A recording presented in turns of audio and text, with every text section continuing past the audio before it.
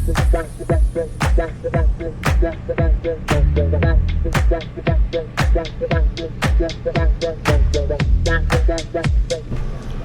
привет, дорогие друзья! Добро пожаловать на канал. Сегодня будем готовить супчик. Суп с цветной капусты. Обалденный получается. Его можно также приготовить как крем-суп. Я буду делать что-то среднее. То есть не все любят в экипаже крем-суп, поэтому я его буду перебивать прям не в крем, а в небольшую такую структуру, знаете, с небольшими кусочками. Первым делом я буду это все варить на свином бульоне со свининкой. То есть я закидываю мясо, пусть оно себе варится минут 30. Буду снимать шум, убирать эту пену. Все должно хорошенько провариться. Я сейчас закину еще лаврушечку туда, подсолю. Давайте при вас как раз подсолю все, чтобы мяско напиталось. И лаврушечку. Вот. Оно себе проварится. Так, что тут у меня? 3 штучки. Вот так вот. Есть. Не забудьте ее потом достать, потому что мы ее потом будем суп перебивать. Она нам не нужна. Сейчас все пока будет вариться. Пойду сделаю себе кофеек и будем все подготавливать. Возле вышки стоим, выгружаемся. Смотрите, какая красота. Погода хорошая. Ну что, кофеек погнали делать. Для этого рецепта понадобятся прям самые обычные продукты. Мы берем одну веточку лука-порей, килограмм цветной капусты. У меня она будет замороженная. В этом нет никакой проблемы. Также 4 большие картофелины. И я буду использовать сливочное масло, на котором буду обжаривать, и немного муки. То есть это будет такой загуститель. Также в конце я добавлю куриный желток и сливки. Это тоже будет в качестве загустителя, придание белого насыщенного цвета от сливок. Вы, если не хотите, вы это можете не добавлять, в этом нет ничего такого. И в целом все. То есть суп максимально простой, но очень вкусный, поверьте мне. Особенно те, кто любит цветную капусту, это просто бомбически. Для начала мы можем подготовить, пока свининка еще варится. Она варится уже примерно минут 20. Идем. Сейчас к вам вернусь. Продолжаем, друзья. Нарезаем картофель на небольшие кубики. Можно сказать, мелкие. Вот такие, смотрите. Примерно 2-3 сантиметра. Надо, чтобы они у нас разварились. А те, которые не перебьются, чтобы они не были сильно крупные.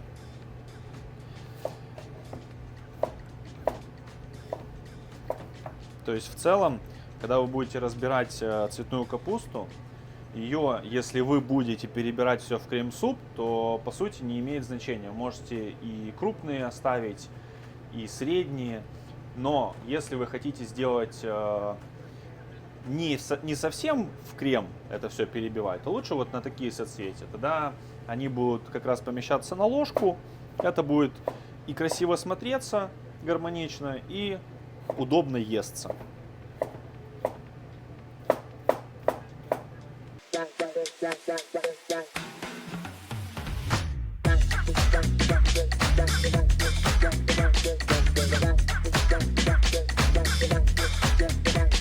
Так, отлично. Пересыпаем это все отдельно.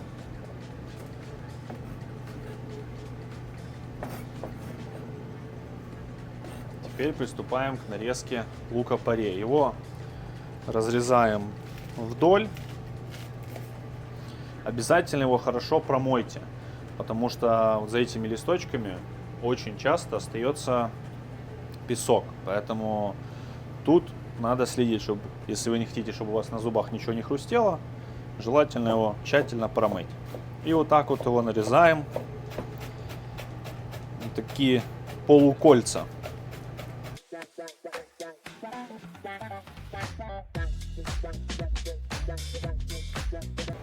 Если не любите лук-порей, можете, или у вас его нет, возьмите обычный репчатый лук. Но лучше, конечно, для этого супа использовать лук-порей. Потому что он слаще, он мягче, больше подходит для таких супов. Супер. Так же самое его пересыпаем.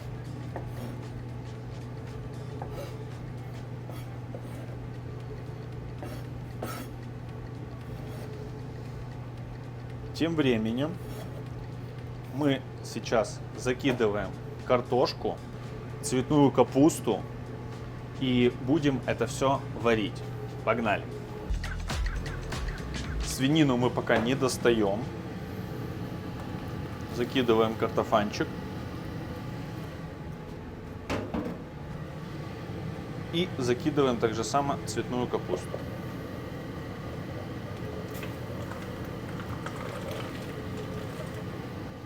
Отлично. Все, оно у нас должно все хорошенько провариться. Примерно 20 минут. Чтобы это все разварилось, было мягонькое. Лишняя вода выпарится. И все будет как раз нужная для нас консистенция. Объем кастрюли 6 литров. Я налил туда изначально 5 литров воды. Где-то 300 грамм свинины у меня в супе. В целом по пропорциям все. Я изначально подсолил. Кстати, вот момент с заправкой супа солью. Действительно, когда вы его подсаливаете в начале, то бульон, мясо пропитывается, картошка пропитывается, и он получается такой как бы равномерно просоленный. Но если вы его солите в конце, обязательно дайте ему настояться, потому что соль не разойдется, картошка и мясо не впитает в себя, и получится, что вы едите насыщенный соленый бульон, ну не пересолен, а доведенный до вкуса. А вот картошка как бы ни туда, ни сюда, знаете, то есть она как бы пресная, потому что она еще не впитала в себя эту соль. Поэтому если солите в конце, всегда дайте ему настояться, чтобы он впитал в себя специи, приправы, которые вы туда добавили. Либо солите его изначально. И все. А потом уже в конце вы пробуете и доводите его до вкуса. То есть добавите там еще щепотку соли и так далее. Это вообще не проблема. Все, пока в сторону. Пусть 20 минут покипит. А после этого будем обжаривать на сливочном масле уже лук-порей.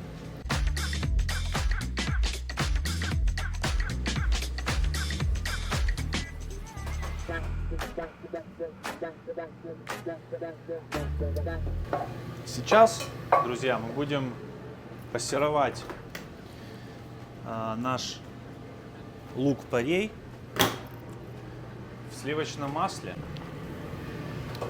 Нам надо разогреть сотейник. Вообще, вот этот вот процесс пассеровки муки на сливочном масле называется ру.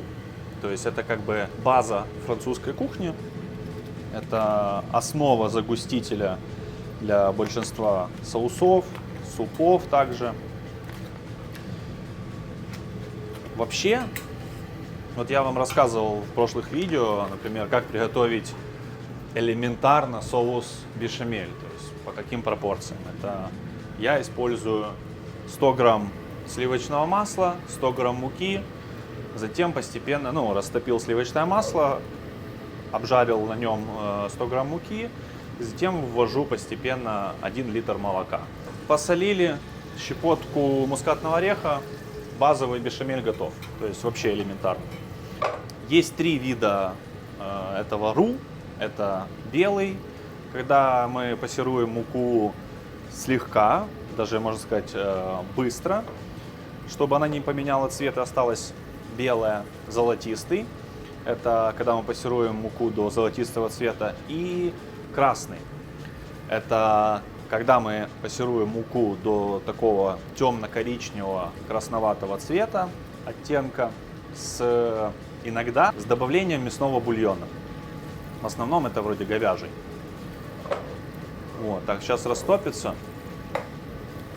Также есть японский ру. Вот я, например, хочу сейчас сделать с нотками японского карри, добавив сюда, ну, японское карри, оно вообще использует ру 50 на 50 мука и карри. То есть они добавляют, например, 100 грамм сливочного масла, 50 грамм муки и 50 грамм карри. Но я буду делать немножко по-другому. Я добавлю 80, даже 90 на 10, то есть 90 грамм муки и 10 грамм там, чайную ложку карри. Чисто подчеркнуть, добавить такую нотку карри в этот суп. Будет очень вкусно, очень интересно. Так что обязательно попробуйте. Здесь у меня 100 грамм масла, здесь у меня 90 грамм муки и чайная ложка с горкой будет карри. Масло уже растопилось. Я сюда высыпаю лук-порей.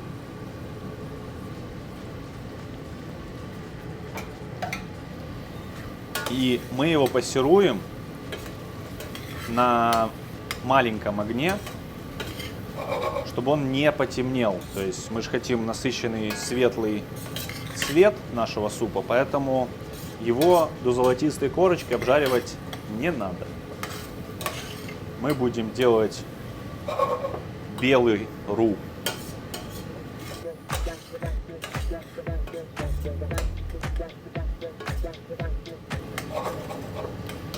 Ароматы уже просто крышесносные, друзья. Берем наш карри.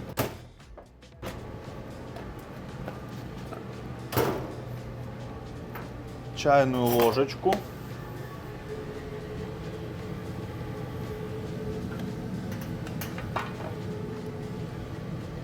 Блин, обожаю аромат карри. Тех, кто не любит, можете не добавлять. Тут как бы на ваш вкус. Как говорится, на вкус и цвет все карандаши разные. Нам главное, чтобы лук-порей размягчился. Поэтому долго его тушить мы не будем.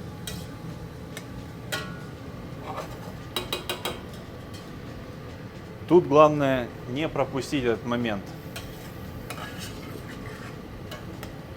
Потому что нам обязательно важно, чтобы ни лук не начал подрумяниваться и чтобы само сливочное масло не начало гореть.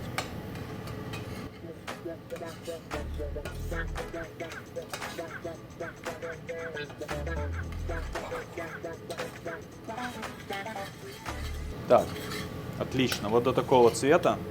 Он уже мягенький, яркий. Он как раз нам даст сладость нашему супу лук-порей. Поэтому он и используется в данном рецепте. Ну, как я уже говорил, если нет лука-порей, ну, возьмите обычный репчатый. Но лучше, конечно, лук-порей. Так, чайную ложечку карри, вот такую вот.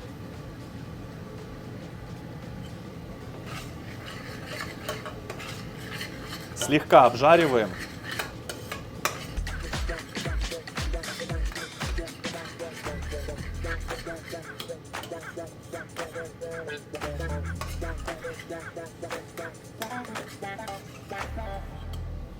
Короче, момент белого супа забудьте. Я что-то не учел тот момент, что карри даст желтый цвет нашему супу. Но если вы хотите сделать без карри, чтобы он был прям насыщенно белый, то сильно его не обжаривайте. Но с карри он будет желтоватый. Так, теперь нам надо добавить отсюда бульона.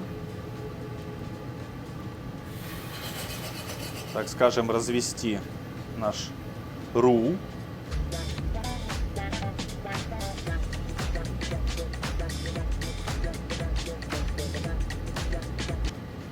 Супер. Перемешиваем. Смотрите, чтобы оно не подгорело. Это очень важно.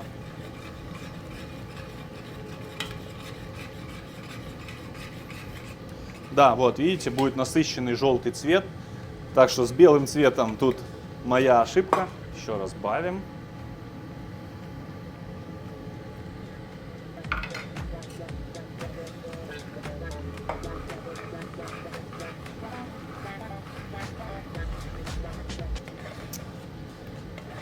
Какая красота.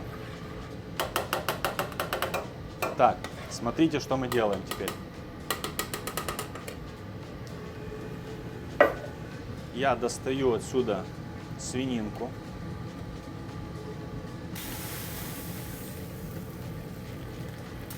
Есть. Достаю отсюда лаврушечку. Все. Шик.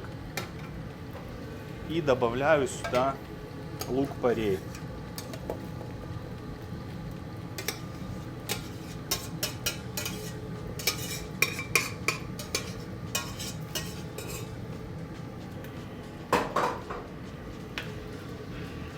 Перемешиваю. Какой цвет, друзья! Не белый, конечно, но очень приятный. Посмотрите, сейчас покажу вам. Блин, выглядит просто с ума сойти. Смотрите, какая красота. А запах какой!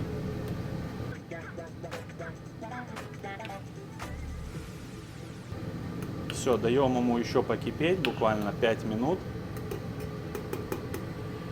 Тем временем я нарежу свининку, добавлю ее обратно в суп.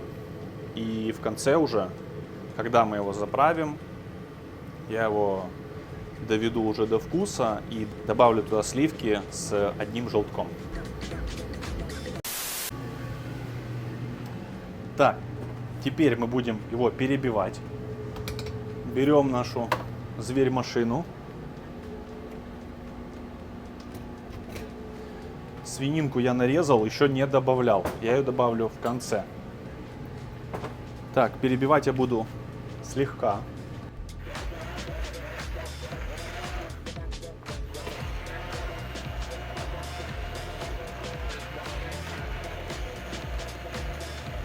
Все. Этого будет вполне достаточно. Так, это убираем мыть. Сюда я добавляю желток.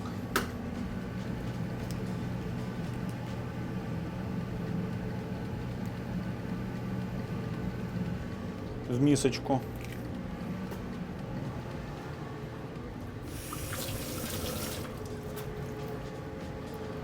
И сливки. Сливки у меня, можно сказать, сметана 24%. Так вот, стакан есть. Теперь мы это все дело перемешиваем. Можно добавить сыра, если хотите. Но поверьте, этого будет вполне достаточно.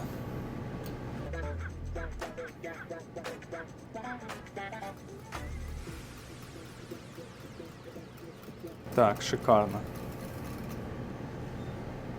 Теперь мы это все добавляем и перемешиваем. Перемешиваем быстренько, чтобы белок, желток точнее наш, не свернулся, чтобы все разошлось равномерно. Какая красота, друзья! Теперь, как только мы это все перемешали, мы добавляем сюда свининку. Есть. Тоже перемешиваем. Ставим на плиту, буквально, чтобы оно закипело, булькнуло. Доводим до вкуса и будем пробовать.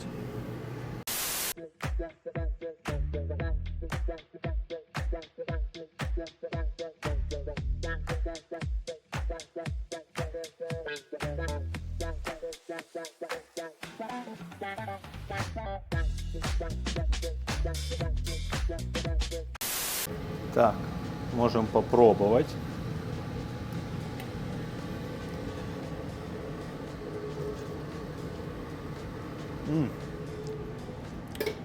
Блин, вот эта вот тема с добавлением карри, это просто пушка. Еще слегка подсолю. Блин, он такой вкусный, просто обалдеть. Реально говорю, друзья. Такой кремовый, сливочный, со структурой. То есть кусочки цветной капусты, свининка, кусочки картофеля. Цвет просто крышесносный. Получается очень нажористый, насыщенный. Еще раз.